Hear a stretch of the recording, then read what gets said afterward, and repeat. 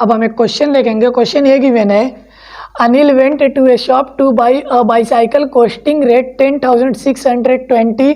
The rate of GST CGST is 9%. He asked the shopkeeper to reduce the price of the bicycle to such an extent so that he has to pay rate 10,620 inclusive GST. Find the reduction needed in the price of the bicycle. यानी कि question ये कह रहा है कि कोई mister Anil है जो मार्केट गए हैं बाईसाइकिल खरीदने। तो जब बाईसाइकिल खरीदने हो गए हैं तो देखें कि जो बाईसाइकिल का रेट है, जो उस पर कॉस्ट लिखा हुआ है, जो वहाँ पे MP है बाईसाइकिल की, वह कितनी है 10,620 रुपीज़ है। यानी कि जो बाईसाइकिल का जो रेट है 10,620 रुपीज़, ये बाईसाइकिल का रेट है, वहाँ पे कॉस्ट लिखी गई है। ये क्या, अभी इसमें GST नहीं अप्लाइड है, GST को छोड़कर ये सिर्फ बाईसाइकिल का रेट है। अब इसमें GST अगर और ऐड किया जाएगा, वो अपना टैक्स लेगा, जब टैक्स उस पर अप्लाई किया जाएगा तो ये रेट और ज़्यादा हो जाएगा, यानी मिस्टर जो अनिल है उनको और ज़्यादा पैसा देना पड़ेगा। लेकिन मिस्टर अनिल क्या कर रहे हैं, शॉपकीपर से क्या बोल रहे हैं कि इसमें आप एक काम कीजिए कि हमको छूट दीजिए, हमको कुछ डिस्काउंट दीजिए, और डिस्काउंट इस तरह हमें दीजिए कि हमें आपको टोटल इतना ही पैसा देना पड़े। मीन्स हमें कितना देना पड़े, 10,620 देना पड़े, जितने की बाईसाइकिल थी उतना ही देना पड़े। तो अब क्वेश्चन यहाँ पे ये उठ रहा है कि फिर क्या छूट हुई इसमें ये छूट ये हुई कि जो टैक्स लगता था, इसमें जो GST लगती थी, जो अमाउंट, उतना ही अमाउंट इसमें हमको क्या कह रहा है वो कि छूट दे दीजिए ताकि हमको बाईसाइकिल इतनी ही की पड़ जाए। तो अब देखें हम क्वेश्चन आगे क्या कह रहा है कि जो इसमें GST की रेट है, CGST की जो रेट है कितनी है, 9% है। तो ही आस्क, तो उन्होंने जो शॉपकीपर से बोला कि प्राइस को रिड्यूस कीजिए ताकि हमको आपको कितना पैसा देना पड़े, जितने की बाईसाइकिल है, जो बाईसाइकिल की MP है जितना लिखा है उतना ही पैसा आपको देना पड़े। तो अब इस क्वेश्चन में हमें फाइंड क्या करना है, find the reduction needed in the price of the bicycle. यानी कि हमको ये फाइंड करना है कि टोटल साइकिल तो हम कितने की साइकिल है, 10,620 रुपीज़ की साइकिल है। तो इस रुपीज़ में कितना रुपया कम किया गया है, जो रिडक्शन हुआ है पैसे का, वही रिडक्शन हमें फाइंड करना है। Find the reduction needed in the price of the bicycle, bicycle के प्राइस में कितना रिडक्शन हुआ है वही हमें फाइंड करना है। तो अब इसके सॉल्यूशन की तरफ हम चलते हैं। तो सॉल्यूशन के बाद सबसे पहले हम नोट कर लेंगे MP of the bicycle. MP of the bicycle कितना है, 10,620।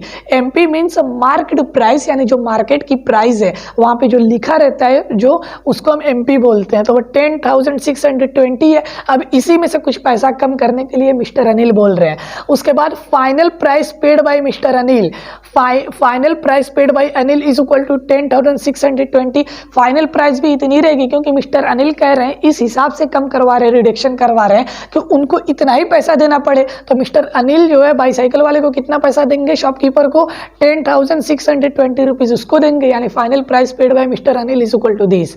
उसके बाद यहाँ पे हम लेट कर लेंगे, let the reduced price after discount be rate X rupees. यानी प्राइस को, बाईसाइकिल की प्राइस को कम करने के बाद उसका जो रेट होता है बाईसाइकिल का, उसको हम लोग लेट कर लें कि X रुपये, यानी X रुपये की बाईसाइकिल मिस्टर अनिल है उनको पड़ती है। यानी कि late the reduced price after discount भी X रुपीज, इसको हम लेट कर लिए। अब यहाँ पे ये क्या गिवन है, रेट कितनी है, rate of CGST is 9%, rate of CGST is equal to 9%।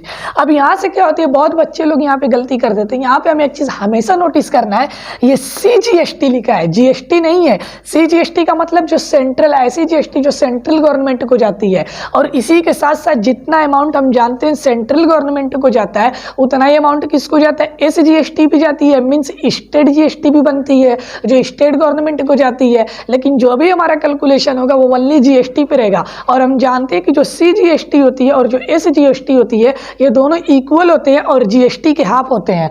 तो यहाँ पे CGST 9% है, तो GST कितना होगा, 18%। क्यों 18? GST हमेशा CGST का ट्वाइस होता है और SGST का भी ट्वाइस होता है। अगर यहाँ पे CGST की जगह SGST दिया रहता है तब भी यहाँ पे GST 18% आती है। तो यहाँ पे रेट ऑफ CGST 9% है, सो रेट ऑफ GST कितना हो जाएगा, 18%। और यहीं पे ध्यान देना है हमें, अगर हम कैलकुलेशन 9% पे कर देंगे तो हमारा आंसर गलत हो जाएगा, ये गलत आंसर आ जाएगा। तो इसीलिए हम क्या करेंगे, यहाँ पे जीएसटी की रेट फाइंड करेंगे। तो सी जीएसटी 9 है तो इसी का ट्वाइस कर देंगे तो हमारे पास जीएसटी आ जाएगी। So rate of GST is equal to 18%।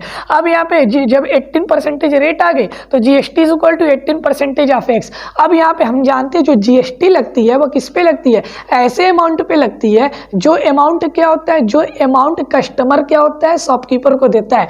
जैसे यहाँ पे साइकिल का रेट तो 10,620 रुपीज था, लेकिन इस पे जीएसटी नहीं लगेगी, जीएसटी उस अमाउंट पे लगेगी जो अमाउंट मिस्टर अनिल शॉपकीपर को देंगे। तो मिस्टर अनिल शॉपकीपर को कितना अमाउंट दे रहे हैं साइकिल का, 100 रुपीज दे रहे हैं, क्योंकि हम लोग लेट किए हैं कि साइकिल का रेट कम करने के बाद कितना हो जाता है, 100 रुपीज हो जाता है। तो जो जीएसटी लगेगी 100 रुपीज भी लगेगी, क्योंकि यही 100 रुपीज है जो मिस्टर अनिल शॉपकीपर को सिर्फ बाईसाइकिल का रेट देते हैं। इसमें टैक्स इंक्लूसिव नहीं, हम अब अलग से टैक्स की कैलकुलेशन कर रहे हैं।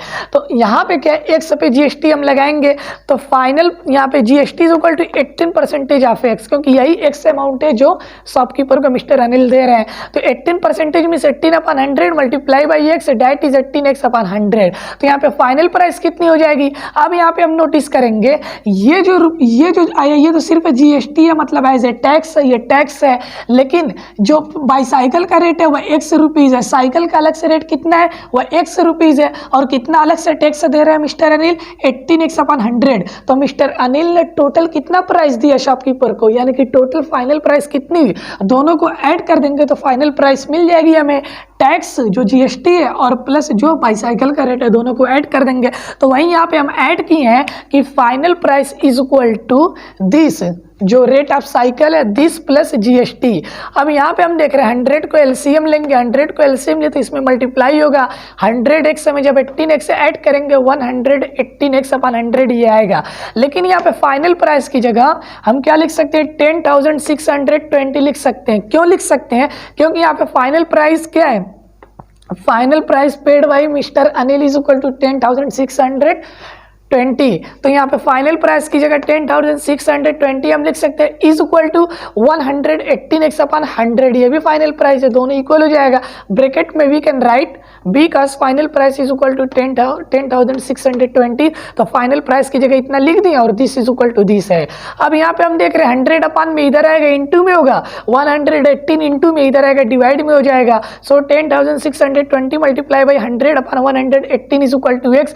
दिस इंप्लाइज जब इसको हम सॉल्व करेंगे तो x इज इक्वल टू 9,000 आएगा, यानी 9,000 तो वो रुपीज है जो मिस्टर अनिल सिर्फ किसका दे रहे, बाईसाइकिल का दे रहे, इसमें जीएसटी नहीं ऐड कर रहे हैं, सिर्फ ये बाईसाइकिल का रेट दे रहे हैं।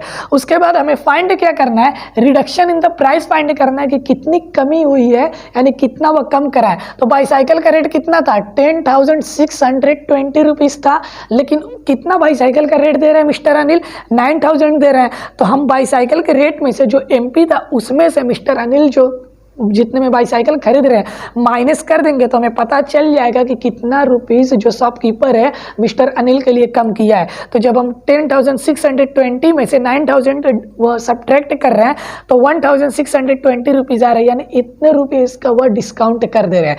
अब यहाँ पे एक चीज़ हम ध्यान देंगे, ज़रूरी नहीं कि जितना जीएसटी हमारा लगता है उतना ही क्या हो, ये पैसा इक्वल है।